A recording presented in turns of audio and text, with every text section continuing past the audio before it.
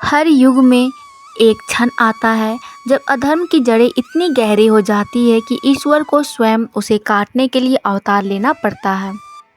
कृष्ण की मथुरा वापसी एक ऐसा ही एक क्षण था जहां बाल लीला से धर्म युद्ध का आरंभ हुआ। मथुरा का राजा कंस, जिसे अपने जीवन का सबसे बड़ा भय था, देवकी का 8वां पुत्र। कंस ने देवकी और वासुदेव को कारागार में डाल दिया था और उनके सभी बच्चों की हत्या कर दी। लेकिन 8वां पुत्र कृष्ण गोकुल में पल रहा था। अब कृष्ण युवा हो चुके थे। गोकुल छोड़ने के बाद कृष्ण और बलराम अपना धर्म निभाने के लिए मथुरा लौटने को तैयार थे। कंस के शासन में मथुरा त्रस्त थी। न्याय का कोई नाम नहीं था। भय, अत्याचार और अन्याय हर गली में व्याप्त था। लोगों की उम्मीद थी कि एक दिन कोई आएगा और इस अंधकार को समाप्त करेगा, और वह दिन आ गया।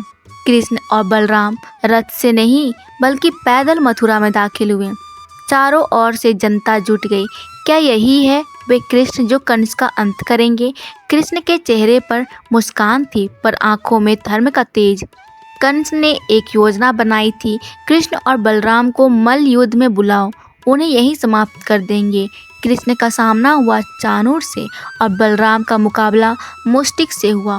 भीषण युद्ध हुआ। लोगों की सांसें थम गई, पर कुछ ही पलों में दोनों असुर धूल चाट रहे थे।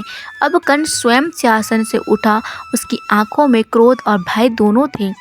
कृष्ण ने सिर्फ एक वाक्य कहा, माँ देवकी का बेटा अब तुझसे मिलने आया है।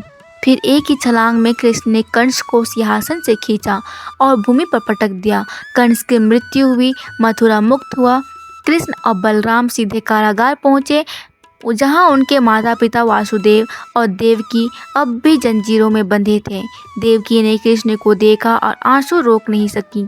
क्या यह वही बेटा है जिसे मैंने जन्म दिया था? कृष्ण ने माता का चरण छुए।